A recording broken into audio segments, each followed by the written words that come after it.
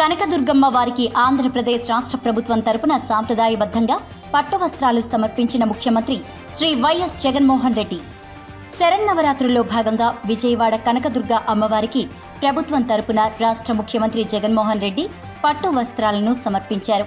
మధ్యాహ్నం 3 గంటలకి ముఖ్యమంత్రి రావాల్సి ఉండగా దీనికి 15 నిమిషాల ముందే కొండ చర్యలు విరిగి పడ్డంతో ముఖ్యమంత్రి లిఫ్ట్ మార్గంలో కొండపైకి తీసుకువచ్చేందుకు అధికారులు ఏర్పాట్లు చేశారు.